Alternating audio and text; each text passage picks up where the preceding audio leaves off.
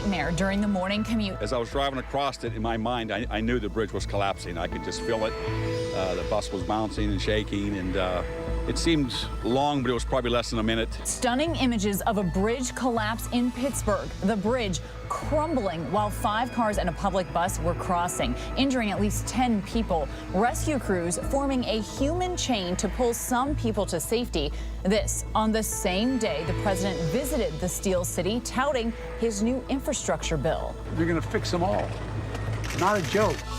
A monster snowstorm on the move, millions in its path, bracing for several feet of snow in spots, blowing winds and whiteout conditions. Several states along the East Coast issuing emergency declarations and blizzard warnings. My little brother. The final salute for a young officer shot and killed in the line of duty as a sea of blue and hundreds of mourners come together to say goodbye. The little bit of hope I had that you would come back to life just to say goodbye or say I love you one more time had left. I was lost. I'm still lost. A new twist on an old trick, the virtual kidnapping. Scammers are spoofing their targets, what it means, and how you can avoid falling victim. Juggling his way into history, meet the man who broke 52 Guinness World Records in 52 weeks. These shocking, scary, even bizarre tricks you need to see. If I fall off the exercise board, the risk of impalement, not to be morbid, is the scary part. Well, good evening, everybody. I'm Kana Whitworth here in Los Angeles, filling in for Lindsay Davis tonight, and thank you so much for streaming with us. And first, we are tracking that stunning bridge collapse in Pittsburgh today. The president visiting the scene just hours after the incident. But tonight, we begin with that monster Noreaster and the possibility of life-threatening conditions impacting at least 80 million Americans. Blizzard warnings now in at least 10 states, from Virginia to Maine. You see there, the snow already coming down in our nation's capital. Thousands of flights canceled. New York City might see up to a foot of snow, and Boston could double that. The mayor there has declared a state of emergency as the city and surrounding communities are short on snowplow drivers, and voluntary evacuations are underway all along the Massachusetts coast. So let's get right to senior meteorologist Rob Marciano, who is tracking every aspect of this storm. He's in Boston for us tonight. And Rob, you told me this is a storm unlike anything they've seen before. The snow is one thing, but with those high winds, we're looking at the possibility of whiteout conditions, correct? Yeah, you know, it's been 4 years since we've seen a blizzard here in Boston. I think this is going to rival, if not surpass, some of the storms we saw in 2015. And we've had several ingredients, we've been talking all week about this, that need to come together for this thing to become a major storm. And now that looks like it's happening. So there's higher confidence tonight that we are going to see a historic snowfall and wind event for parts of the Northeast. And yeah, whiteout conditions for sure. It's a good thing it's a Saturday because it's going to be a mess. All right, blizzard warnings have been expanding all day from New England all the way back through the Delmarva Peninsula, but now includes parts of Connecticut and Long Island. The low itself is taking shape now off the Carolina coast and developing and will be strengthening overnight tonight. It's phasing in with some of that very cold air, so this will be all snow for sure.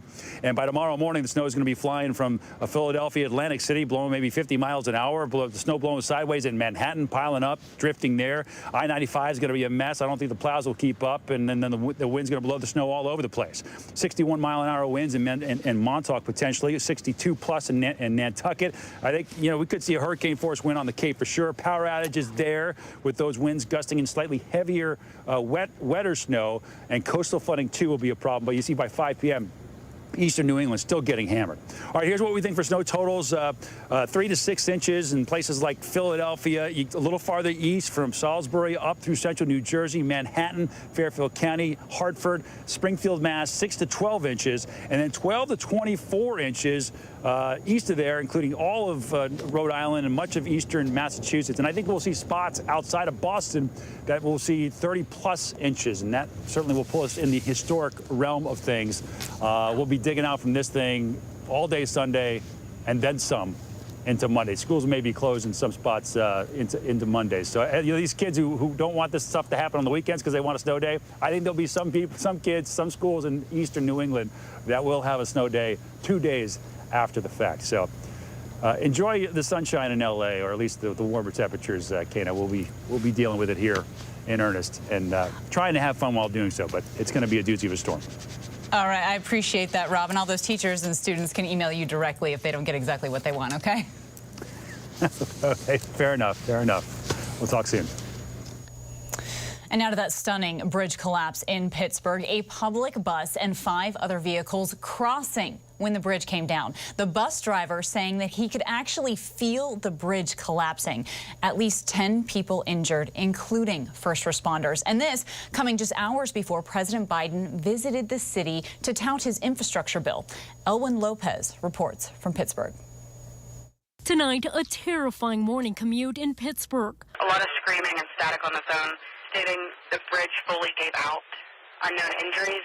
A bridge suddenly collapsing just before 7 a.m. with 5 cars and this bus plunging with it. 2 very loud booms woke us up 6:30, 6:45. The house shook a couple times. First responders racing to the scene, forming a human chain, pulling people off that partially crushed bus. A driver and 2 passengers on board.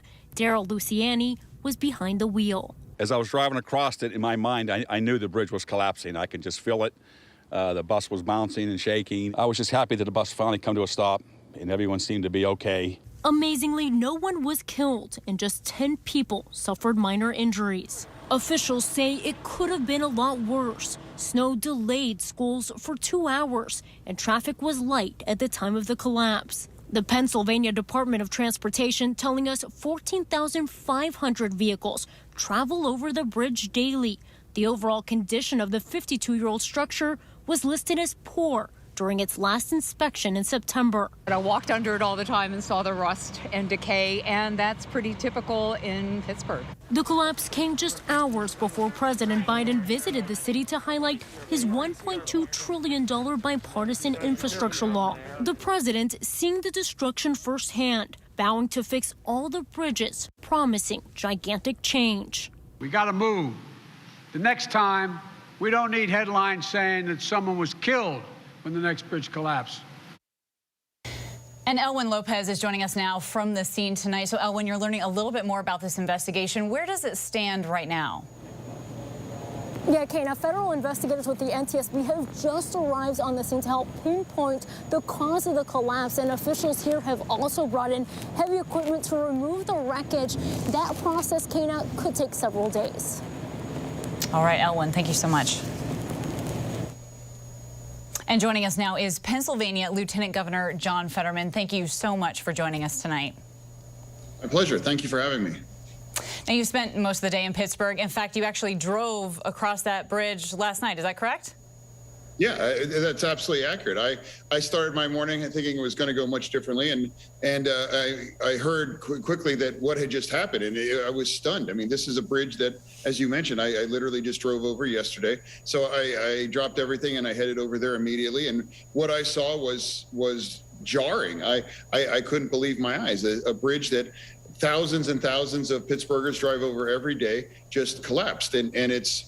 You know, I see you're showing the picture there. It's even more jarring to see that in person, and because of the timing and because there was a 2-hour delay on the public schools, thankfully there weren't more people on that bridge. Had that happened at 8 o'clock during a spring sunny day, we could have actually lost people. We got lucky, you know, given how bad it could have been. Right, never a good time for something like that to happen, but if it had to happen, this morning was the moment. So listen, we heard Elwin talk about how the NTSB is on scene. At this point, do you have any more information about what actually caused this collapse? I mean, I don't think we're going to. I mean, PennDOT was our Pennsylvania Department of Transportation was on the scene rapidly. I don't think we're going to know the true forensic examination and the results, you know, for quite some time. And I certainly wouldn't speculate it, you know, this evening. What I think it does clearly demonstrate, though, that we can say is that our infrastructure is in bad need of investment and repair, preventative or otherwise. I mean, we can't have a situation in Pennsylvania. We have thousands of bridges that are structurally deficient. We can't wait for the next one to happen. And I'm personally grateful to Joe Biden and the infrastructure deal. We know in Pennsylvania that we have the resources to address this bridge and the 3,000 plus bridges that are deficient in Pennsylvania already. And the fact that he was able to show up today and visited with us at the bridge was just remarkable, and just demonstrates his commitment to infrastructure, whether it's in Pennsylvania or across across America. So let's nail down a little bit of that commitment here. President Biden saying today that $1.6 billion from that bipartisan infrastructure law would be directed right towards repairing bridges in your state. So you were front row for that speech. And based on the conversation you had with the president today, how soon do you think any of this work could actually start?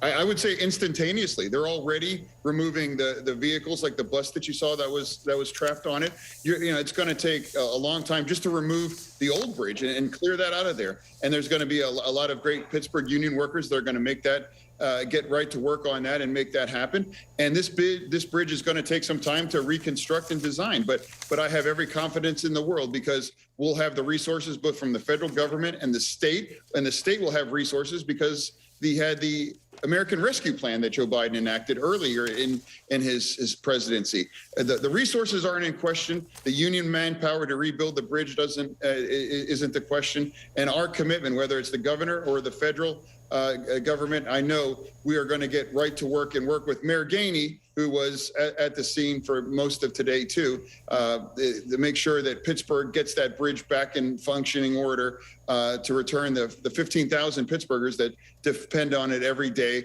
to get to school, work, or church. Right. We can't overlook the fact that a major thoroughfare is just gone. I mean, we can't overlook that. Absolutely.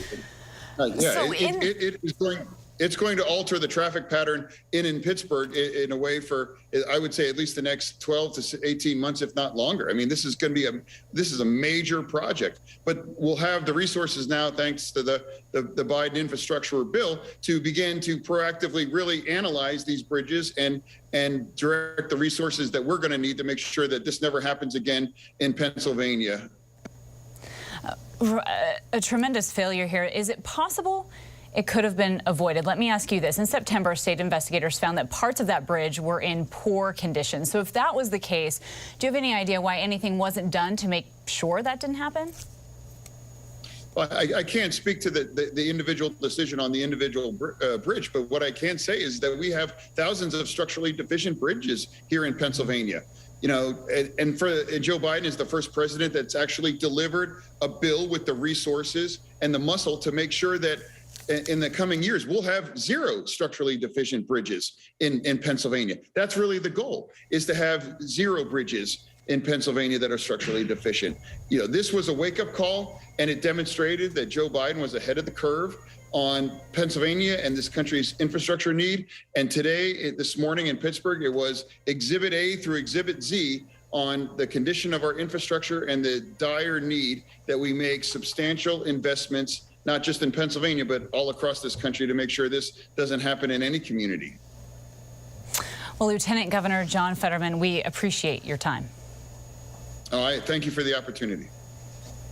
Now, next tonight, the January 6th committee is issuing more than a dozen new subpoenas for people falsely acting as alternate electors for former President Donald Trump. Now, they're accused of submitting these fake electoral college certificates in 7 different states and attempting to overturn the 2020 election. Here's ABC's chief Washington correspondent, Jonathan Karl. Today, the January 6th committee subpoenaed 14 people, their names all appearing on phony electoral certificates claiming Donald Trump won states that were actually won by Joe Biden. It was an audacious scheme. They pretended to be real electors, hoping to change states from Biden to Trump. Among them, Nancy Connell. Her signature appears on one of the certificates as the chairperson of the Electoral College of Arizona. She and her associates were listed as the state's duly elected and qualified electors. They were not. There are nearly identical documents from 6 other states that Donald Trump lost, all phony certificates sent by registered mail to Vice President Pence and the National Archives in December of 2020. All part of a plan to block the certification of Biden's victory on January 6th. At the time, Trump aides spoke openly about the effort. An alternate slate of electors in the contested states is going to vote, and we're going to send those results up to Congress. The committee says the documents may be evidence of a crime orchestrated by some of Trump's advisors. When you falsify a document, in most instances, that's a criminal act. And Jonathan Karl joining us now. So what is the Justice Department saying about these fake electors? Well, Kana, recently the Deputy Attorney General, Lisa Monaco, confirmed that the Justice Department is also investigating this. She said they were investigating what she called fraudulent elector certifications. So in addition to the January 6th investigation, there is also a criminal investigation being run by the Justice Department. And also, John, tonight you're learning a little more about yet another subpoena issued to a former White House staffer. Yeah, this is interesting. His name is Judd Deere. He was an official in the press office, somebody that I actually dealt with almost every day at the White House, dealt with reporters over there. They have subpoenaed him for his records, and also they want him to come in and give a deposition next month, specifically about efforts to organize the response to January 6th and what was happening on January 6th. Judd Deere was there in the White House. There weren't many officials in the White House by January 6th, 2021, but Judd Deere was there, and in their letter outlining the subpoena, the committee also said they wanted to talk to Judd Deere about a staff meeting that happened on January 5th in the Oval Office. So very interesting. We'll be waiting to see whether or not he voluntarily complies with that subpoena. Wow. Well, as always, our thanks to you, John Karl. Thank you, Kana. Now to the situation in Ukraine. President Biden announced late today that he will be moving U.S. troops to Eastern Europe and the NATO countries in the near term.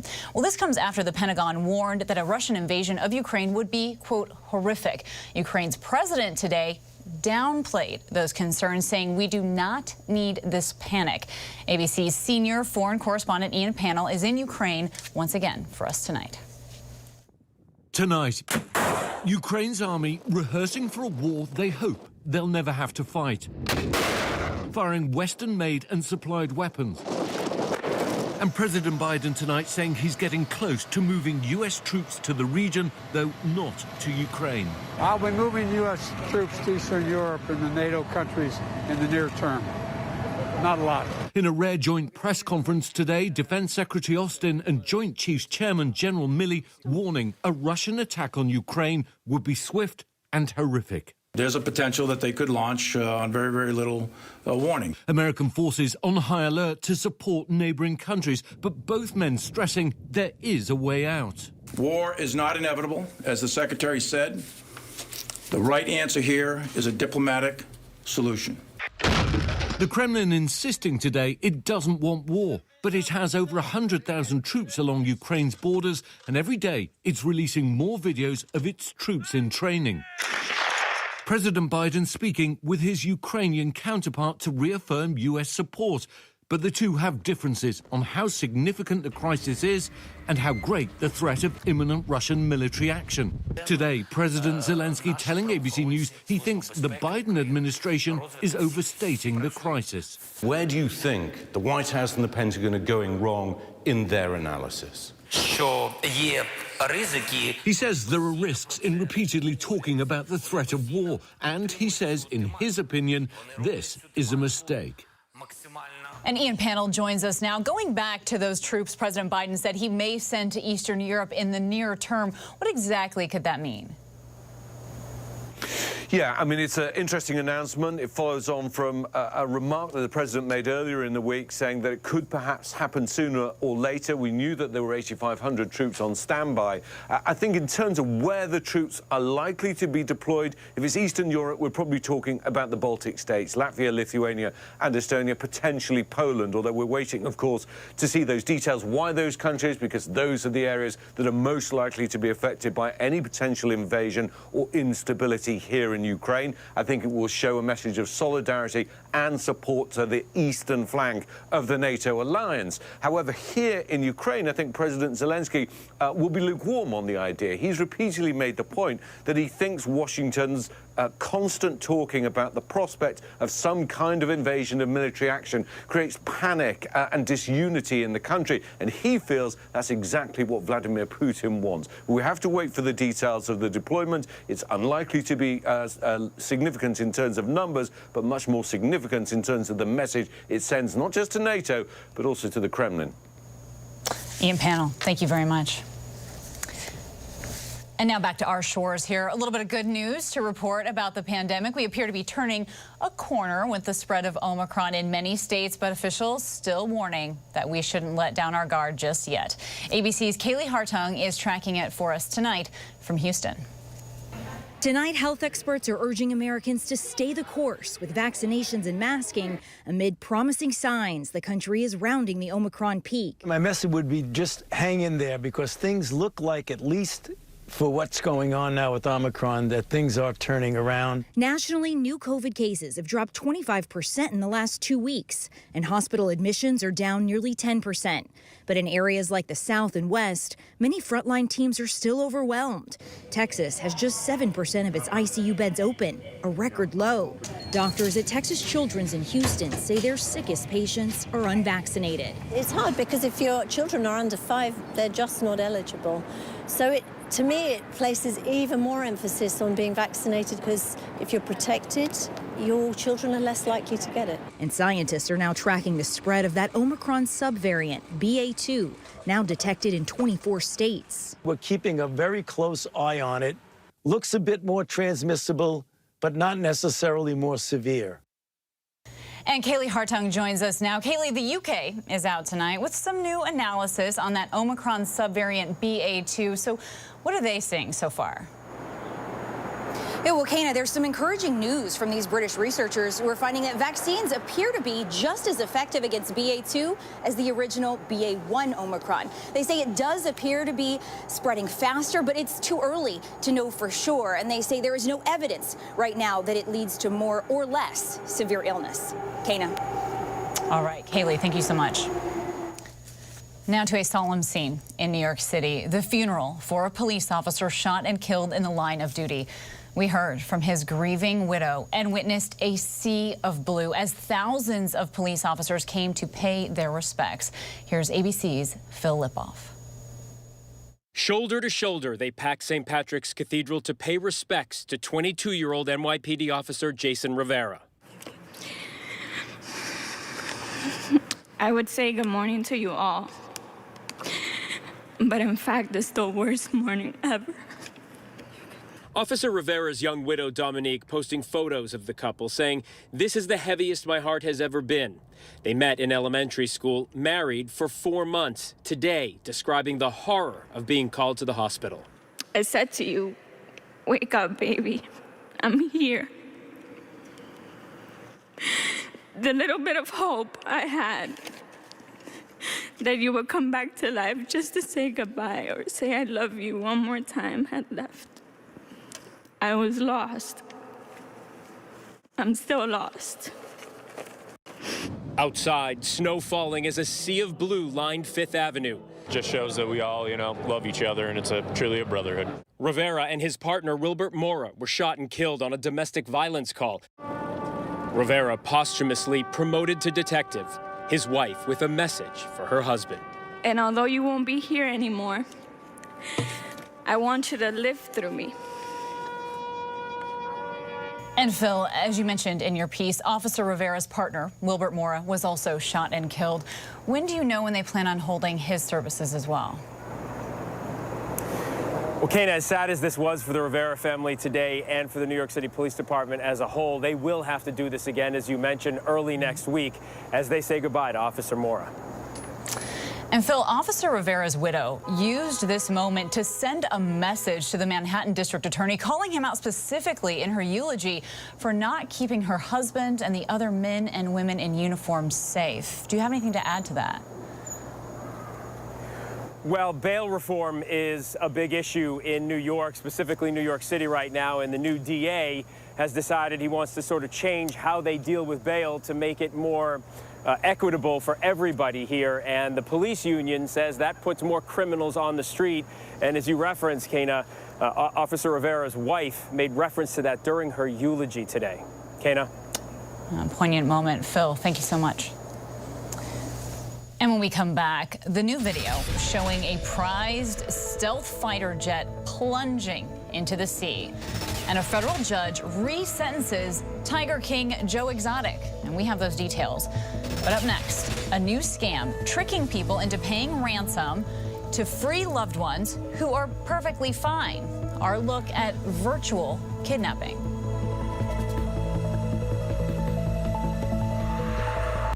With so much at stake, so much on the line, more Americans turn here than any place else. ABC News World News Tonight with David Muir, America's #1 most watched newscast, now streaming on ABC News Live. It was a scary time. In the 70s, you had multiple bodies showing up in Los Angeles. There were so many murders happening. You had to have a name for it, serial killer. There was a human head in there. This was premeditated evil. We have this clock. This person is going to do this again. It's me against the killer. Who's going to win? We'll see who laughs last. What came next was unlike anything they had ever seen. Admit it. These days, what you need to know seems to change just about every day. What is it that you really want to know, need to know? To help you not just get through your day, but to make the most of it. Feel smarter. Feel better. Feel happier. Well, how about a third hour of Good Morning America? GMA 3, what you need to know. Now streaming on ABC News Live. It's all about you. I risked my life. I put my family in danger. If I was caught, they would have put a bullet in my head. But it was the right thing to do. It was the only thing to do. Terror plot foiled in Garden City, Kansas. That would have been one of the most deadly acts of domestic terrorism ever in the United States. It would have been Oklahoma City. He put his family, himself, in jeopardy for us.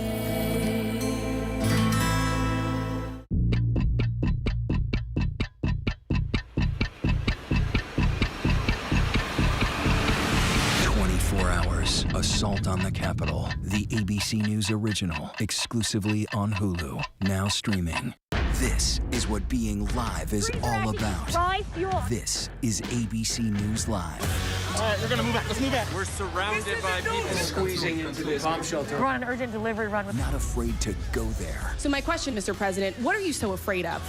Breaking news, live events. This is the moment.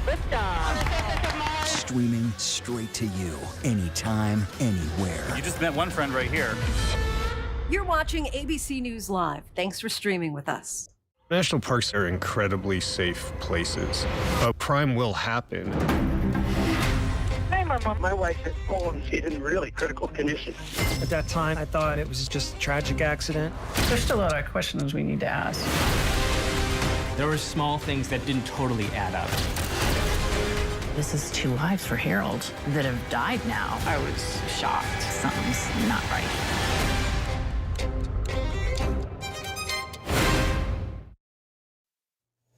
And welcome back, everybody. Take a look at these newly released images of that F-35 stealth fighter crashing into the South China Sea. The video has been circulating online, and the Navy has assessed it and now confirms that the video was taken from on board the USS Carl Vinson as it crashed. The incident left the pilot and 6 crew members injured. The plane sank to the bottom of the sea. So right now the U.S. is racing to recover the $100 million jet and its secret technology that China claims it's not interested in. Well, it's called virtual kidnapping, scams where people are tricked over the phone into paying ransom to free a loved one who really is perfectly fine. Our Rebecca Jarvis has more on this growing problem and what to do if you're a target. It all began with a simple phone call Leslie Mumford says she received at work. She says the caller ID said it was her mom. But when I picked it up, I heard a woman in distress, like crying. And then finally a man came on the phone, real deep voice, and he said, "Do you hear that? She needs your help." She says the voice quickly becomes threatening. He demands money and says if she contacts the police, he'd kill her mother. He He said, I swear on my baby's life, if you don't do everything I tell you, I'm going to kill your mom and then I'm going to kill myself. Leslie says she transfers a total of $900 to the caller's account. He said, God bless you. I think he thanked me. And then it went silent. And so I'm sitting there going, Mom, hello, Mom, hello. And it hung up. So immediately I called my mom and she said, I'm at work. What's wrong? And immediately I broke down. It's another twist in the virtual kidnapping scam, this time using spoofing, where the alleged crook makes it appear like you're receiving a call from a loved one's real phone number. They try to keep it at such a fever pitch that they'll convince the caller to pay. And it does happen. Unfortunately, it did in this case. Experts say to help determine if it's a scam, ask to speak to your loved one directly. If they refuse, ask them to describe your loved one. Finally, while staying on the phone, attempt to contact that loved one via text, social media, or through any other means. Most importantly, try to stay calm. Keep your wits about you. Ask them questions like, put my mother on the phone so I know that this is a real situation. You try also to keep the caller on the telephone as long as possible. They know if you get to another phone or able to send a text to your loved one, you're going to know they're not kidnapped. All right, and that was Rebecca Jarvis reporting for us tonight. Now, still ahead here on Prime, a judge responds to Kyle Rittenhouse's request to get the gun back that he used to kill 2 people before he was acquitted. So we'll tell you what the judge said. Also, Britain's Prince Andrew taking yet another step back from public life by giving up something he is said to love. And there's a new presidential cat. We'll take a look at other first pets in By the Numbers. But first, our tweet of the day, a message from Cookie Monster.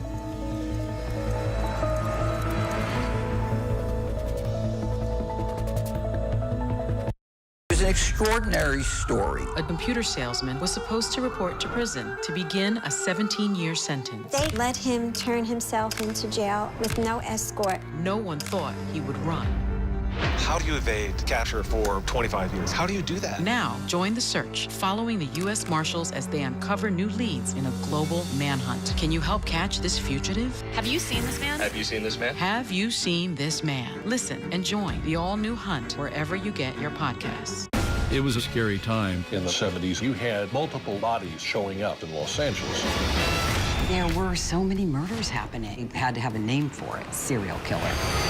There was a human head in there. This was premeditated evil. You have this clock. This person is going to do this again. It's me against the killer. Who's going to win? We'll see who laughs last. What came next was unlike anything they had ever seen. World News Now. And America This Morning. The best new videos. Breaking news overnight. Your money and concerns about inflation. The pandemic is not over. The stories people are talking about. You don't want to shave your legs? Don't. I was gonna say. And what to expect in the day ahead. From the top of the world, baby! ABC World News Now and America This Morning. Weekday morning starting at 2 a.m. Eastern.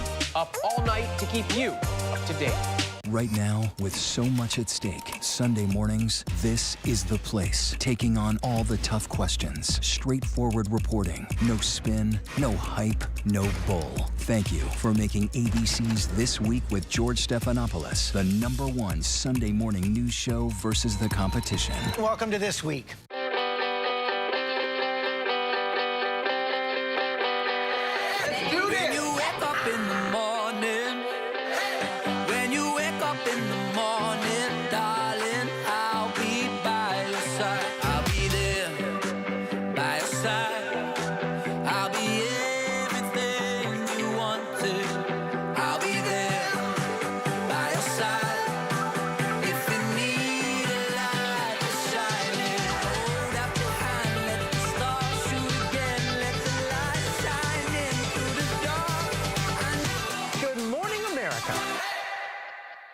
This is what being live is all about.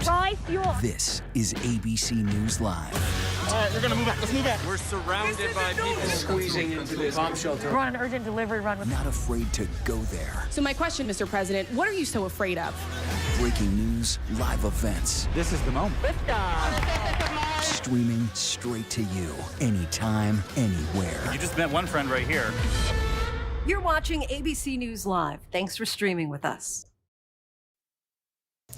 And welcome back now to some feline news. The president and first lady welcomed Willow, the tabby cat, to the White House today. And we thought that was a good excuse, especially on a Friday, to look at presidential pets through the years, and that's our By the Numbers. So 2-year-old Willow is named after First Lady Jill Biden's hometown of Willow Grove, Pennsylvania. Willow's been described as a farm cat who made an appearance at Biden's campaign stop in 2020. And Willow joins the Biden's purebred German Shepherd Commander. Their other dog, Major, was the first ever shelter dog to live in the White House, but he was later sent to a new home because of some issues with his behavior. So that's a little unfortunate. But in America's long history of presidential pets, we've certainly had a lot of cats, but also some more unusual ones, like a first snake, a first possum, first sheep, first badger, and even a first raccoon named Rebecca who walked on a leash. That was a pet of President Calvin Coolidge. And another noteworthy pet was Pushinka, a 1961 gift from the Soviet leader at the time to the Kennedy family at the height of the Cold War. Pushinka's mother was a Soviet space dog who orbited Earth on Sputnik 2.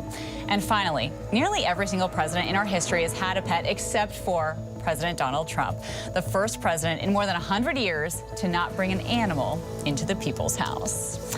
And still ahead here tonight on Prime, Michael Avenatti cross-examines his former client, Stormy Daniels, and our conversation with the man breaking dozens of Guinness World Records.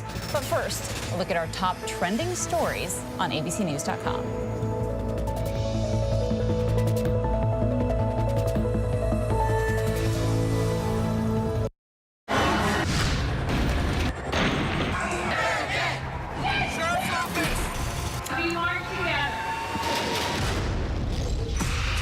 Powerful stories of our time, anytime. Nightline. It's an extraordinary story. A computer salesman was supposed to report to prison to begin a 17-year sentence. They let him turn himself into jail with no escort. No one thought he would run.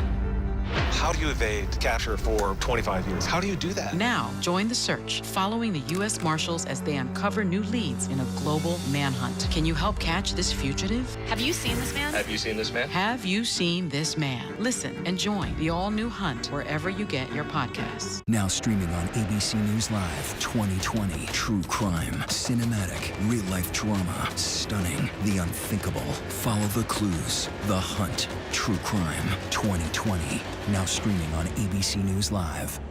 National parks are incredibly safe places, but crime will happen. Hey, Mama. My wife has fallen. She's in really critical condition. At that time, I thought it was just a tragic accident. There's still a lot of questions we need to ask. There were small things that didn't totally add up. This is 2 lives for Harold that have died now. I was shocked. Something's not right.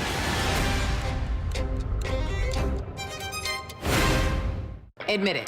These days, what you need to know seems to change just about every day. What is it that you really want to know, need to know? To help you not just get through your day, but to make the most of it. Feel smarter. Feel better. Feel happier.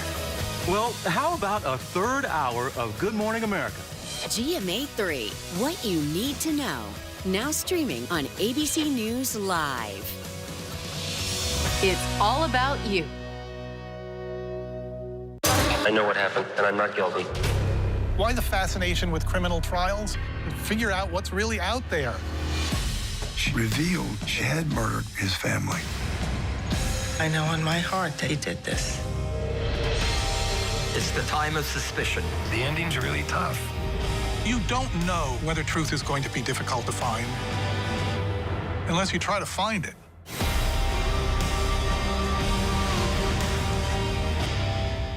This is what being live is all about. This is ABC News Live. All right, we're gonna move back. Let's move back. We're surrounded by people squeezing into this bomb shelter. We're on an urgent delivery run. Not afraid to go there. So my question, Mr. President, what are you so afraid of? Breaking news, live events. This is the moment. Streaming straight to you, anytime, anywhere. You just met one friend right here.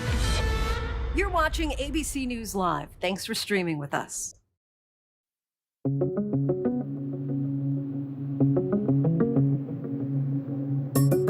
Just hours after a major bridge collapsed in Pittsburgh, President Biden making a visit to the site. Part of a trip to the city to discuss federal efforts to rebuild the nation's crumbling infrastructure. They're going to fix them all.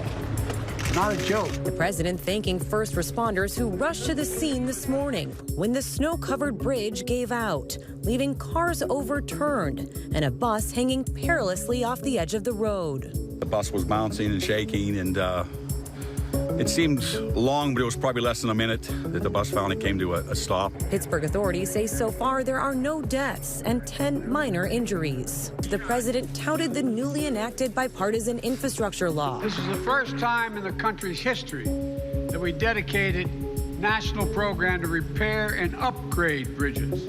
It's about time. A Wisconsin judge approved an agreement today to destroy the weapon used by Kyle Rittenhouse to kill 2 people during a 2020 street protest. Lawyers for Rittenhouse filed a motion earlier this month to have prosecutors return their client's assault-style rifle after a jury acquitted the teen of murder.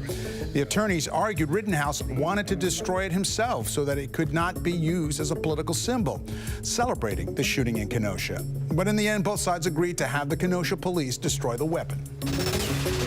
The family of Rust filmmaker Helena Hutchins is edging closer towards filing a wrongful death lawsuit. Lawyers filed a petition to appoint a representative for Hutchins' estate to consider next steps, a requirement in New Mexico before a wrongful death lawsuit can proceed. Last October, Hutchins was working on the set for the independent Western when she was fatally shot by a gun held by Alec Baldwin during a rehearsal. The news comes just days after Baldwin turned in his phone to investigators, weeks after the request was made as part of an ongoing investigation. Another privilege for Britain's Prince Andrew has been taken away as he fights sex assault allegations in the United States. The Duke of York losing his honorary membership at the elite St. Andrews Golf Club. Remember the Tiger King? He's gotten a new prison sentence in 2 murder-for-hire plots. It was a Netflix documentary that became the talk of 2020. Joe Exotic, real name Joe Maldonado Passage, and his hatred of animal rights activist Carol Baskin. He was later convicted of trying to have her killed. He was given 22 years in federal prison. An appeals court said that was too long. Back in court in Oklahoma City, the court now resentencing him to 21 years, only 1 year shorter. Baskin told the court she's more afraid of him than ever. His attorneys say he is innocent and they want a new trial. He did not make a finding as to what we have said in regards to government misconduct, the behavior of the investigating agent in this case, and how ultimately we got here with these convictions.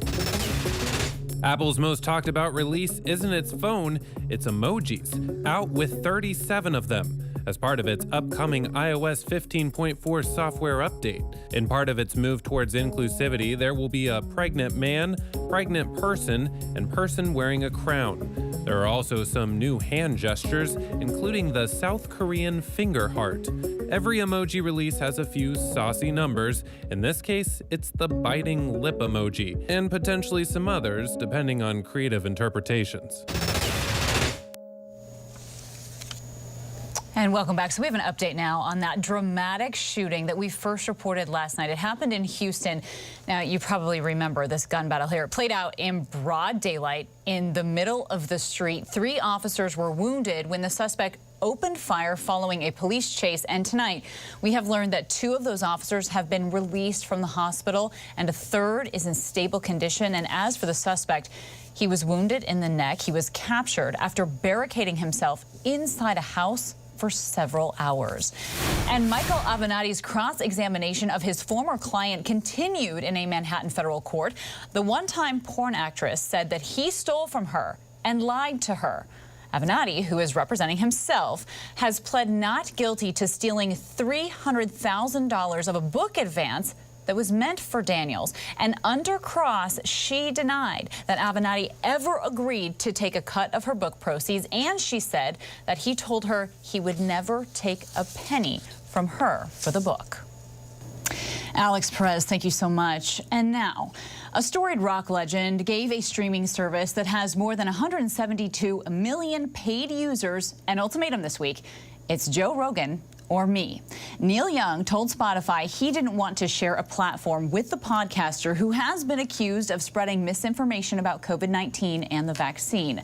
Well, within days, it appeared that Spotify sided with Rogan and his 11 million listeners by removing Young's entire library. So what does this battle between Young and Spotify mean for the future of relationships between artists and the services that host their music? And could we see other artists do the same? So to discuss this, Jim Aswad, Deputy Music Editor at Variety, joins us now. Jim, thank you so much for being here. Thank you. So, Jim, first of all, Rogan hasn't commented on Young's stance, yet Spotify was really quick to make their decision and remove Young's whole catalog. So why do you think the company acted so quickly and really here in support of Rogan?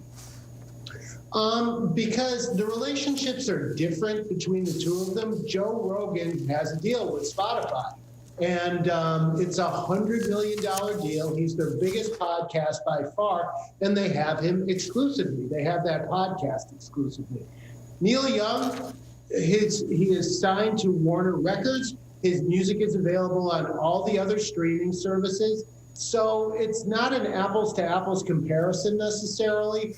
And sure, they decided to stick with the person they have the one-on-one relationship with. Yeah, absolutely. Understandable there. And Rogan's library is, of course, exclusive to Spotify. So how do you think that really plays in?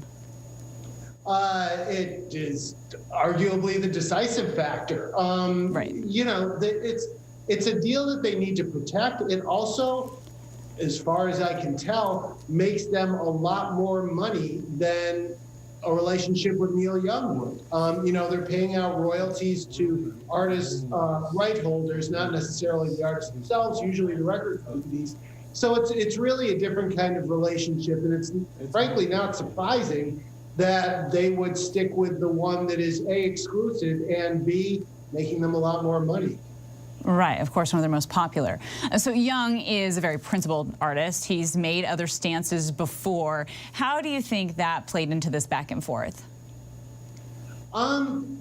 Anyone who's been watching Neil Young for the last 55 years or whatever would not be surprised by this. Yeah. He is, as you said, very principled. He makes stands for things. More than 50 years ago, he wrote the song Ohio with Crosby, Stills, Nash and Young, protesting the murders at Kent State of students by the National Guard. And throughout his entire career, he's made stands like this. And I would also point out, it's not the first time he's removed his music from Spotify. In 2015, he removed all of his music from all the streaming services because he felt the sound quality was bad. He's a big stickler for sound quality. He's a big stickler for principles. And once Neil Young digs in his heels, he's not moving unless he changes his mind. Right, absolutely. So, I mean, you really touched on a lot of this here. He's had an astonishing long career, decades long. He's banked millions of dollars. And he did make a plea, though, to some other musicians to consider following suit. He asked that maybe they ask that their music be removed as well. But we didn't see any big names announce that they would join him. So do you think it was really easier for someone like him to take a stand and take that risk than perhaps a younger artist? Oh, I mean, of course it is. Yes, he's 76 years old. He's released, I think, 40-something albums, if not more. And he just did a huge deal where he sold half of his publishing for a reported $100 million. He's fine. A lot of younger artists are not. And on top of that, Spotify is the #1 streaming service in the entire world except for YouTube. So most artists can't afford to do that. Yeah, well, Jim, as always, we really appreciate your insight. Thank you so much. Thank you.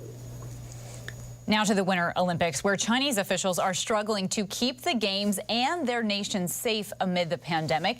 can they keep COVID out? Our Maggie Rulli just got there and has the latest.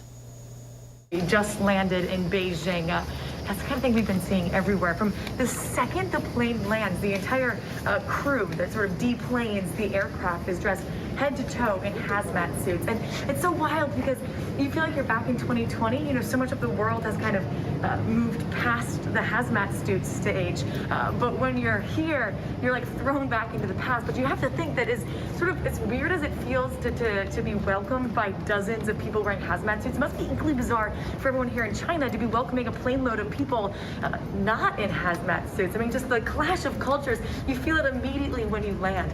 But you also see this. What is the fun part of this is that it's Beijing 2022. You know, there's Olympic signage everywhere. Right when you get off the airplane, those are the two things that you're met with. Hazmat suits, PCR test, and Beijing 22 branded. I mean, it's still kind of bizarre to get used to. I'm sorry, seeing people just walking past you. This is what the entire airport, we're told really everyone that welcomes you will be dressed like that. I mean, they really make you feel like you are in quarantine right now, because that's what we are. I mean, this is sort of part of the bubble. This is the first step, guys. From the second we get off the airplane, you enter this Beijing 2022 Olympic bubble. From now on out, for the next, 20 plus days, we'll get a PCR test every day. And we don't need this elaborate physical bubble. So we actually took an elevator the wrong direction. And when it opened up on the second floor, I kid you not, there were like 10 people in hazmat suits stopping us. So they make it very clear when you hit the edge of this bubble. We have made it through, though, the first 5 steps. So I think I've gotten 3 different QR codes generated at this point. We already had our first test as well, and now we get taken to the hotel. So we go straight from here in designated quarantine bubble cars to our designated quarantine bubble hotel, and then we have to wait out the test results there for about 6 hours or so. But it has been incredibly efficient as well. The Chinese officials said from start to finish, from landing to getting to your hotel, it'd be about 45 minutes, and that's actually what it's been. They have been running through this with efficiency. They did our entire plane of testing and QR codes rapidly, and they even said welcome to China when they handed me my little official Olympic lanyards. It's kind of a weird mix to wrap your heads around, this mix of the excitement of the Olympics and also just this sort of the fear and still paranoia about COVID that you feel the second you land as well. It's going to be an interesting few weeks. Okay, Maggie Rulli just touching down there, and thank you for that inside look. Now to a man of many talents who we can certainly say juggles it all. In 2021, David Rush broke 52 Guinness World Records in 52 weeks. Yes, that is one every week. So take a look at just a few of his amazing, sometimes bizarre feats. He shared his journey on YouTube. The first juggling record of the year, the fastest juggling on a Swiss ball, followed by the longest duration juggling on a Swiss ball, 52 minutes. My wife's first Guinness World Records title, putting on t-shirts. A lot of your records involve juggling. What exactly drew you to that? So I'm a juggler by trade. I mean, I work in technology, but I've been juggling since I was 8 years old when my uncle gave me some juggling balls. I started the juggling club when I was getting my electrical engineering degree at MIT. And then for the last 10 or so years, I've been promoting STEM education, science, technology, engineering, and math. And I use juggling to get them more excited about it. And then I decided, hey, how can I create a tangible example that if you set your mind to a goal, believe in yourself and pursue it with a passion, you can accomplish virtually anything. And so I set out to break my first Guinness World Records title for juggling. Wow, I mean, that's amazing. And like you said, all promoting STEM education. And these stunts, they look pretty impossible, but some might be harder than they actually look. You've said specifically slicing 85 kiwis with a samurai sword, because of course, was one of the most challenging. What other tasks were surprisingly hard? Well, the slicing kiwis with the samurai sword, well, that's hard, but the reason that it's scary is that I'm standing on a Swiss exercise ball. And right, it's got a also sharp, that. pointy tip on the sword. So if I fall off the exercise board, the risk of impalement, not to be morbid, is the scary part. Probably the hardest one I broke in 2021 was one I think about it. It's the fastest 100-meter dash while juggling, while blindfolded. And you have to stay in your lane. And so the juggling is hard enough. The blindfolded makes it virtually impossible. And I think about it, how did I actually do that, other than realizing I ran a couple thousand miles while juggling and did a lot of it with my eyes closed? I didn't realize that you had to stay in your lane on that one. I mean, obviously it makes you run faster, but I didn't quite realize that was part of the rule. Yeah, if you step out, it's over. And in fact, I took multiple official attempts with people there. And one day, I think I probably gave it 50 tries, and it's almost impossible to stay in the lane. And so I practiced, I think, for another year and a half until I finally got it this last year. Some dedication, my man. Now, a lot of kids are obsessed with the Guinness Book of World Records. You've got two little boys, right? 3 and 5? Yep, Peter and Jeremy. Okay, so listen, I have a 2-year-old and a 4-year-old at home. If there's a Guinness Book of World Record, holder for getting things in the microwave or tripping over Legos, I have that, for sure. But do your kids know how cool their dad is? They think the Guinness logo is mine. They see it somewhere, like, hey, Dad, that's your logo. And I'm like, no, that's not me. But they think it's part of life. I mean, they practice with me, like keeping balloons in the air. I have to keep 3 up in the air for over an hour. They'll try to keep 1 up in the air for 10 seconds. And they have just as much fun as I do. Oh, that's good. It's a family affair. And finally, David, so you smashed 52 records in 52 weeks. What is your next goal? And is your last one even really possible to beat there? I mean, how are you going to outdo yourself? I'm practicing for many different Guinness World Records, and my main goal here is, again, promoting STEM education, showing students that if you struggle at math or fail at science, you can still become an engineer if you have a growth mindset, this idea that you can become better at anything. And so that's always what's next to me, is getting this message out for students, educators, corporations, that you can always improve, you can always get better. And it parallels my story of not being smart enough for the gifted program in grade school to going off to MIT and now working at one of the coolest technology startup companies in Idaho. Wow, David Rush, that was really, really fun to talk to you. I can't wait to see what records you continue to break, and I have a feeling your boys will probably break some as well on their way. Hey, thanks so much. It's been a pleasure. And before we go tonight, the image of the day. Take a look at these 60 puppies. They were rescued from freezing temperatures in eastern Turkey after they were found out in the open, totally exposed. Rescue crews responding after a local resident sent them the video. They were taken to a nearby veterinary clinic where they are said to be responding to treatment. And that's our show for this hour. Please stay tuned to ABC News Live for more context and analysis of the day's top stories. Thank you so much for streaming with us.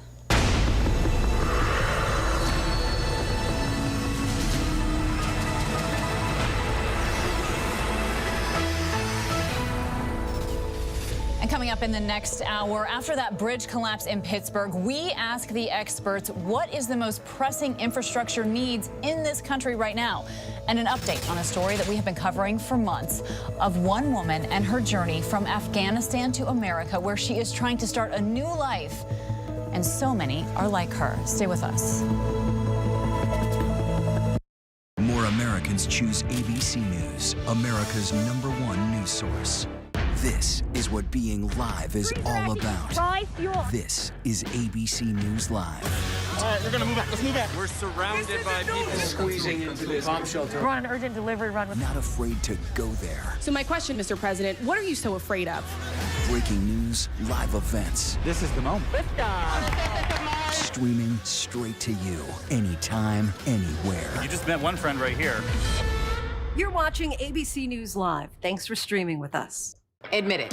These days, what you need to know Seems to change just about every day. what is it that you really want to know, need to know, To help you not just get through your day, but to make the most of it. Feel smarter. feel better. Feel happier. Well, how about a third hour of Good Morning America? GMA 3, what you need to know. Now streaming on ABC News Live. It's all about you. The ladies you love, the hottest topics happening now. There's only one place to find it all. You guys are having the hard conversations. I love The View. The most watched #1 daytime talk show is The View. Now streaming on ABC News Live. It was a scary time in the 70s. You had multiple bodies showing up in Los Angeles. There were so many murders happening. You had to have a name for it, serial killer. There was a human head in there. This was premeditated evil. We have this clock. This person is going to do this again. It's me against the killer. Who's going to win? We'll see who laughs last. What came next was unlike anything they had ever seen.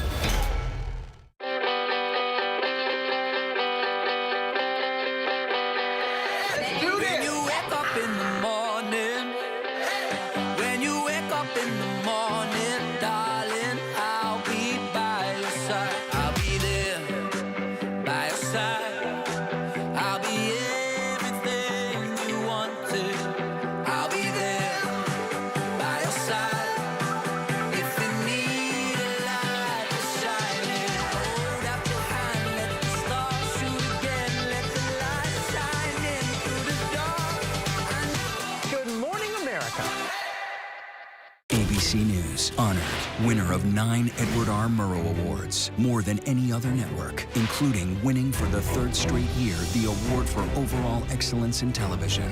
ABC News is America's #1 news source. With so much at stake, more Americans turn here than any other newscast. ABC News World News Tonight with David Muir, America's #1 newscast and the #1 program on television. Good evening, everybody. I'm Kana Whitworth, and thank you so much for streaming with us. And we are monitoring several developments here at ABC News at this hour. Tonight, the Ukrainian army firing Western-made weapons in preparation for a potential Russian invasion, despite the Kremlin insisting they do not want war. They've sent 100,000 troops to the Ukrainian border and continue to release videos of troops in training. American forces are on high alert to support neighboring countries, with President Biden saying he'll send troops to Eastern Europe in near term. And police investigating after swastikas are found on the exterior of Union Station in Washington, D.C., just a day after International Holocaust Remembrance Day. The police chief saying authorities think the person who defaced the building may be homeless and could very well have mental health challenges. Police also have been in touch with the local Jewish community. And the chairman of the House Select Committee investigating the January 6th attack on the U.S. Capitol and surrounding circumstances announced that it has issued subpoenas to 14 individuals who participated as alternate electors for former President Trump. The committee said it has obtained information that groups of individuals met on December 14th of 2020 in 7 states carried by then President-elect Joe Biden, then submitted bogus slates of electoral college votes for President Donald Trump. And now to the investigation underway into a bridge collapse in Pittsburgh. It left at least 10 people injured. President Biden visited the scene shortly after arriving in Pennsylvania, where he is publicly touting the benefits of his bipartisan infrastructure bill. ABC's Elwin Lopez has more. Tonight, a terrifying morning commute in Pittsburgh. A lot of screaming and static on the phone, stating the bridge fully gave out. Unknown injuries. A bridge suddenly collapsing just before 7 a.m. with 5 cars and this bus plunging with it. 2 very loud booms woke us up 6:30, 6:45. The house shook a couple times. First responders racing to the scene, forming a human chain, pulling people off that partially crushed bus. A driver and 2 passengers on board. Daryl Luciani was behind the wheel. As I was driving across it, in my mind, I knew the bridge was collapsing. I could just feel it. The bus was bouncing and shaking. I was just happy that the bus finally come to a stop and everyone seemed to be okay. Amazingly, no one was killed and just 10 people suffered minor injuries. Officials say it could have been a lot worse. Snow delayed schools for 2 hours and traffic was light at the time of the collapse. The Pennsylvania Department of Transportation telling us 14,500 vehicles travel over the bridge daily. The overall condition of the 52-year-old structure was listed as poor during its last inspection in September. I walked under it all the time and saw the rust and decay, and that's pretty typical in Pittsburgh. The collapse came just hours before President Biden visited the city to highlight his $1.2 trillion bipartisan infrastructure law. The president seeing the destruction firsthand, vowing to fix all the bridges, promising gigantic change. We got to move. The next time, we don't need headlines saying that someone was killed when the next bridge collapsed. And Elwin Lopez is joining us now from the scene tonight. So, Elwin, you're learning a little bit more about this investigation. Where does it stand right now? Yeah, Kana, federal investigators with the NTSB have just arrived on the scene to help pinpoint the cause of the collapse, and officials here have also brought in heavy equipment to remove the wreckage. That process, Kana, could take several days. All right, Elwyn, thank you so much. Joining us now for more on the bridge collapse and America's aging infrastructure is Tom Smith, the Executive Director of the American Society of Civil Engineers. Thank you so much for joining us tonight. Greetings, my pleasure. So first of all, your organization tracks the state of our infrastructure. So can you sort of walk us through how a bridge collapse like we saw today, sadly, isn't overly surprising? Well, ASC has been doing a report card on America's infrastructure since 1998. We evaluate 17 categories of infrastructure, and unfortunately, we've often been in the D range. In fact, when we released our 2021 report card on America's infrastructure, we actually increased our grade to the C+ range. But you obviously can see that we have a great deal of maintenance that needs to be done. A lot of our infrastructure is nearing the end of its useful service life and needs funding, investment, and maintenance. So unfortunately, we're seeing reminders of that, but we need to be much more proactive and less reactive as we're required to do in this instance. And so you're talking about investment here. We have sort of seen the money start to flow to these communities after that $1 trillion bipartisan infrastructure bill. But how long do you think it will take to actually replace and repair these aging bridges? Yeah, that is certainly going to take some time. And the good news is there's been significant investment like we haven't seen before. Honestly, we have significant requirements and needs in surface transportation. About $1.2 trillion are needed over a 10-year period. We've got over $110 billion invested in surface transportation with this Infrastructure Investment and Jobs Act, including some $27 billion recently for bridges that you just heard within the last several weeks. That is absolutely a step in the right direction, and that will make a big difference. Some of this will take time before it is, we want to make sure that these are shovel-worthy, not just shovel-ready. So that does take some time, and making sure that we're designing and some of these things correctly as we're looking over the horizon, making sure that they're resilient. We're seeing more extreme weather events, and making sure that we're doing this right. Right, and in some cases, time that we don't really have to spare here. And we've been talking about it, right? We've been talking about the bridges, focusing on the roads and our surface transportation areas. Obviously, that's a point of concern, but infrastructure is a lot more than that. It is our energy grids, our drinking water, runways, ports. So I know you've mentioned transit problems as well. In your opinion, are we overlooking a sector? Well, it's really important to look at all the sectors because, as you mentioned, this is a complicated and connected system. So in this case, where this bridge, we had a bridge collapse, we also had a natural gas line that was impacted by that. And that's not unusual. A year ago, we were talking about the Texas ice storm and what it had to do with, how that impacted the electrical grid, but also the water system and transportation system. So we have a connected system, and while we have certain grades that are higher than others, for instance, transit, as you referenced, is a D-, the lowest grade in our report card, we have to make sure we're paying attention to all of it because we have a supply chain and our quality of life that's dependent on a connected system, and we can't, and while a weak link in that chain can have a significant impact, we've got to make sure we're paying attention to the entire system. Right, and exposing those weak leaks can be really scary. So if you were able to tell President Biden that there's one thing that needs to be fixed as soon as possible, what would it be? Well, continued investment. I think we've done a lot of the right things. This Infrastructure Investment and Jobs Act is an absolute step in the right direction, but we need to continue to keep our foot on the accelerator. Other countries are jumping out ahead of us. It's impacting our global competitiveness. It impacts our supply chain and our quality of life, and it costs us all money. A hidden tax that we all pay $3,400 per year by failing to invest in infrastructure.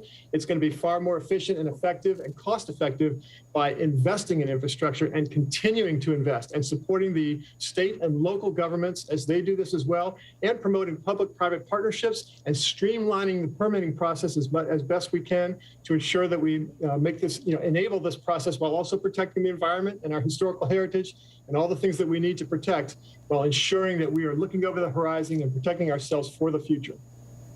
And, the crumbling infrastructure is exposed differently, really dependent on where you live. I mean, you mentioned the ice storm there in Texas. Is there a place in the United States that you think should be of particular concern? We do state report cards as well, and some of those, you'll see investment at different levels in different states. Some of them have invested more in infrastructure, increased their gas taxes, made sure that they're paying more attention to it. And I think that you can look at our state report cards. We have over probably 40 different states where we've done that. But certainly every state has room for improvement. I think that's safe to say. All right, so it's a problem everywhere. Tom Smith, we really, really appreciate your time tonight. Thank you so much. Thank you. And now to that monster nor'easter and the possibility of life-threatening conditions impacting at least 80 million Americans. Blizzard warnings now in effect for 10 states from Virginia to Maine. So let's get right to senior meteorologist Rob Marciano, who is tracking every aspect of this storm. He's in Boston for us tonight. And Rob, you told me that this storm is unlike anything that they have seen in recent years. The snow is one thing, right? But with those high winds, we're looking at the possibility of whiteout conditions.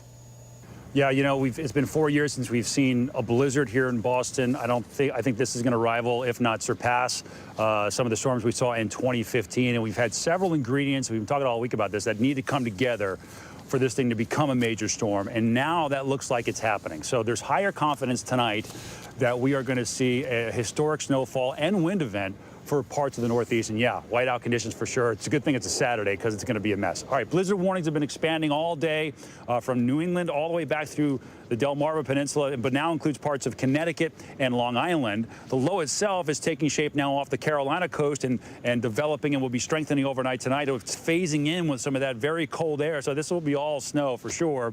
And by tomorrow morning, the snow is going to be flying from Philadelphia, Atlantic City, blowing maybe 50 miles an hour, the snow blowing sideways in Manhattan, piling up, drifting there. I-95 is going to be a mess. I don't think the plows will keep up, and then the wind's going to blow the snow all over the place. 61-mile-an-hour winds in Montauk potentially. 62 plus in Nantucket. I think, we could see a hurricane force wind on the Cape for sure. Power outages there with those winds gusting in slightly heavier, wetter snow, and coastal flooding too will be a problem. But you see by 5 p.m., eastern New England still getting hammered. All right, here's what we think for snow totals.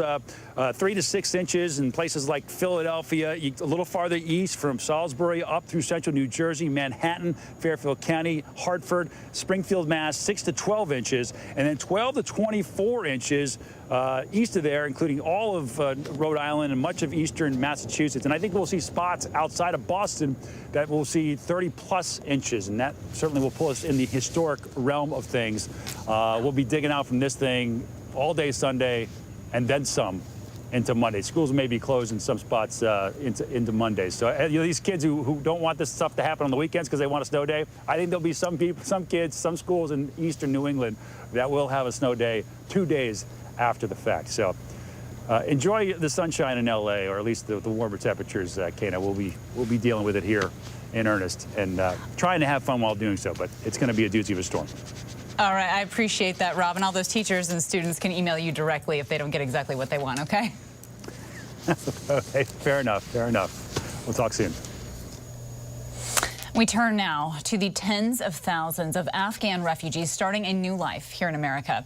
So many of them desperate to flee the Taliban's grip and are now trying to acclimate to a new land during a pandemic. Our Juju Chang files this in-depth report about the challenges they now face.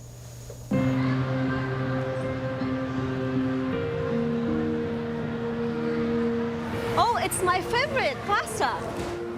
A warm meal, a small sense of comfort. Thousands of miles away from Afghanistan. Just pasta, not meatballs, okay?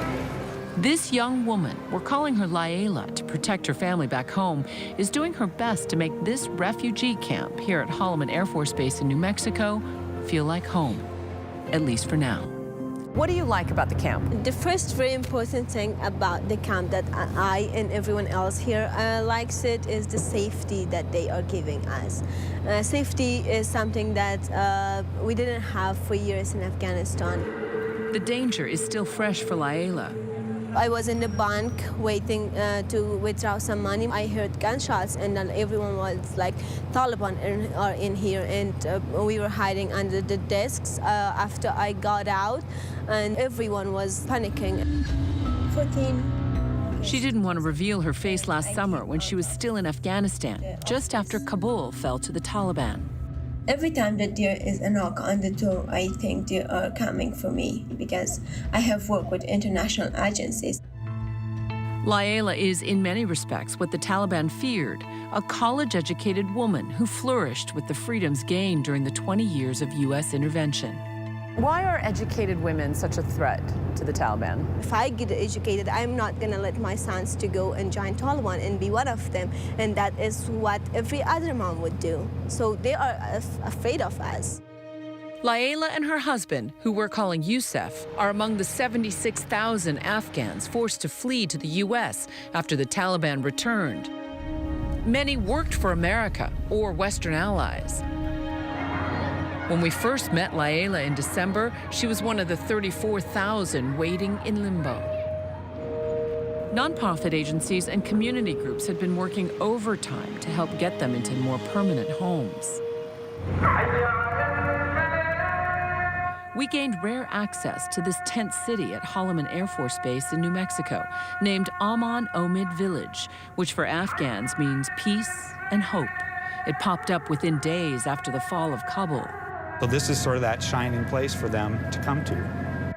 Brigadier General Daniel Gabrielli, a United Airlines pilot, volunteered for this deployment as part of his National Guard service. After 3 tours of duty in Afghanistan, his sense of obligation to these Afghans, who he sees as comrades in arms, is palpable. You said of your 33-year career, this is the most gratifying. Why? I think it is because we're taking care of people who've taken care of us, right? What they have sacrificed for our security, which is a large amount. What would you say to those who are like, why are we taking in these foreigners into our country? My grandfather came over after World War I from Italy, so there's no difference between this migration and that migration. It is just the latest in the great American story. To the General, and so many here, this compound is a modern-day Ellis Island. Salam. And Layla and Youssef are today's immigrants. This one looks great. These donated racks of clothes help them and all these residents get on their feet. I like it. She fled with nothing but a small backpack, knowing their lives were in danger. Human Rights Watch estimates that the Taliban already killed more than 100 Afghans at the top of their list for revenge. Thank you. For helping Americans. Before Layla and Youssef boarded this evacuation flight to a U.S. base in Qatar, she suspected she might be pregnant. But I still didn't check it until I get to Doha, and they gave me this test, and they said it's positive.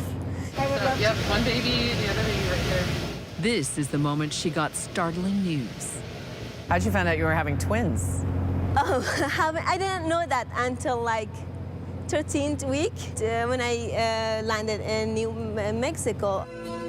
Starting a family in the U.S. is not how they saw their lives unfolding on their wedding day nearly 3 years ago.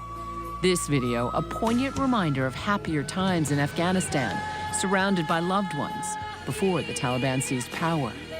In Afghanistan, it was scary because I didn't want to have a baby in that situation, especially with the Taliban and girls not getting education. You were 3 when Taliban came the first time, and your mother taught you secretly? My mother and a friend of my mom would teach us how to read and write. Like we would hide our books and notebooks inside the Quran, and then we would go to my mother's friend's house and then learn how to read and write there. Layla and Youssef knew they had to flee. They left everything behind in their homeland, including nearly all their friends and family. And there are so many women and girls still there, left behind. But here, she's finding a new support system. In the cafeteria, Layla dines with some young ladies she calls the Three Musketeers. When I came here, I was kind of, depressed from all what happened, and they were the ones that really helped me. Every day they would come to me because they knew I have twins, so they would take good care of me. And I really started liking them because they are like very free spirits. The village operates as a de facto boot camp for new arrivals, a crash course on how to become an American. Everything from sewing classes to English classes. Residents learn how to pay taxes and avoid spam calls. We also saw hundreds of kids playing outside. The majority of the refugees here are children. Just before we met her, Laela got news about her growing family's future. The resettlement agency she's working with told her their new home would be in South Carolina, a chance to finally put down roots. Youssef is excited to try to provide for his family as a furniture maker. He's crafted everything from clock cases to tables to dressers. یه کاریست که چیزی که دوست داری را انجامش میدی. حالا میتونه یک دیزاین خانه خودت باشه یا چیزی درست کردن برای اطرافیان. The whole thing is exciting for me here. I don't care if it's South Carolina or if it's New York. It is just a new country, a new culture, a new land, and new people. Always when I feel nauseous, potato chips help me. American-made salty snacks at the canteen are a simple pleasure for Laela, Hi. who's now 17 weeks pregnant. It's been 9 weeks of waiting in limbo for permanent housing. Thank you so much. Thank you. Not long after we visited, Laela learned the home she and Youssef dreamed about in South Carolina wasn't ready yet. It was the second time she and her husband's hopes were dashed. Finally, on January 20th, the wait is over. Youssef and Laela, now 24 weeks pregnant, leave the base in New Mexico and touch down in the Promised Land, South Carolina. It feels like living again. It feels like there we were surviving, and here we are living. Their nearly 4-month stay in the camp, now in the rearview mirror. Here it's just home. It's what a home is supposed to be. It's just a feeling, and I feel like home. I don't know why it's that, but I just feel like home. After months of sharing a tent with other families, the comfort of finally having a private bedroom is a luxury. You can speak to your husband, and then nobody knows what did you say. In the tent, we would say something, and then my musketeers would come in the morning and say, okay, that happened. And I'm like, how did you know? And she's like, sometimes you listen. A fully furnished apartment, stocked with groceries, and even a nursery for the soon-to-be arriving twins. All thanks to the Open Arms Refugee Ministry. We are here for a doctor appointment and just to do an ultrasound, and also I might know the genders of the babies. Moments later, Is a girl baby. the gender reveal. I had a dream of having 2 girls, so I was hoping for that, and I kind of knew that it might be 2 girls.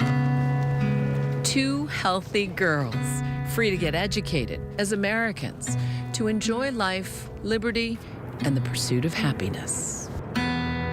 I said I don't want girls in Afghanistan, but here I am sure they're gonna have very great future, and we're gonna be a happy family. Wow, 2 baby girls on the way. Juju Chang, our thanks to you for that story. And still to come here, we take a look at the stories making headlines all around the world. So make sure you stay with us. With so much at stake, so much on the line, more Americans turn here than any place else. ABC News World News Tonight with David Muir, America's #1 most watched newscast, now streaming on ABC News Live. It was a scary time. In the 70s, you had multiple bodies showing up in Los Angeles. There were so many murders happening. You had to have a name for it, serial killer. There was a human head in there. This was premeditated evil. You have this clock. This person is going to do this again. It's me against the killer. Who's going to win? We'll see who laughs last. What came next was unlike anything they had ever seen. Admit it, these days, what you need to know seems to change just about every day. What is it that you really want to know, need to know? To help you not just get through your day, but to make the most of it. Feel smarter. Feel better. Feel happier. Well, how about a third hour of Good Morning America? GMA 3, what you need to know. Now streaming on ABC News Live. It's all about you. I risked my life. I put my family in danger. If I was caught, they would have put a bullet in my head. But it was the right thing to do. It was the only thing to do. Terror plot foiled in Garden City, Kansas. That would have been one of the most deadly acts of domestic terrorism ever in the United States. It would have been Oklahoma City. He put his family, himself, in jeopardy for us.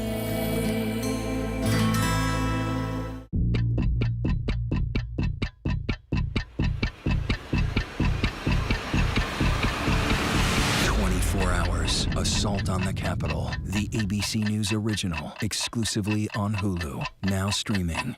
This is what being live is all about.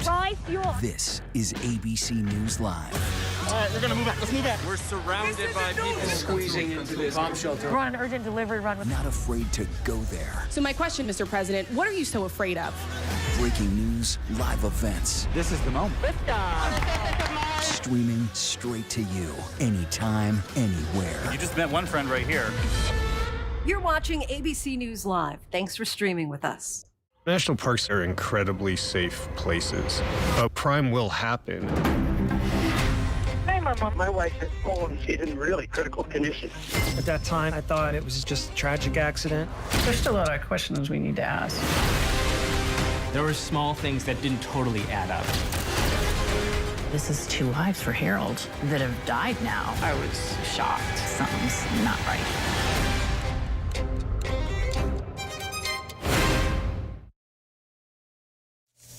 And welcome back. We are tracking several headlines from around the world at this hour. Pope Francis meeting with a group of Catholic journalists today, denouncing fake news about COVID-19 and vaccines. He asked for a merciful approach to those who fall prey to such distortions, so they are helped to understand the truth, saying, quoting him here, fake news has to be refuted, but individual persons must always be respected.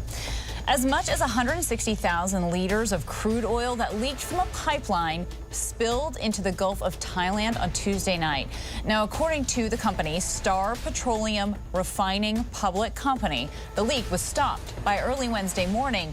And despite the Royal Thai Navy's containment efforts, some of that oil slick is still expected to reach beaches on the East Coast, which is home to fragile coral and seagrass. And in all, 4 ships have been deployed to skim the oil off of the sea's surface, and another 7 are also helping with that cleanup.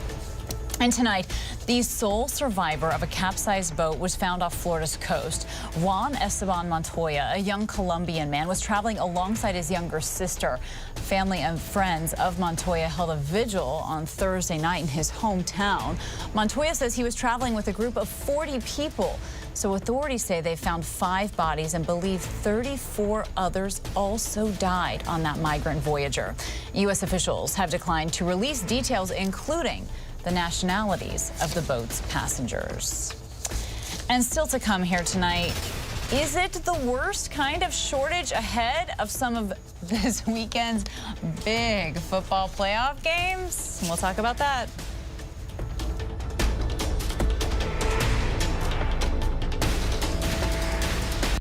It's an extraordinary story. A computer salesman was supposed to report to prison to begin a 17-year sentence. They let him turn himself into jail with no escort. No one thought he would run.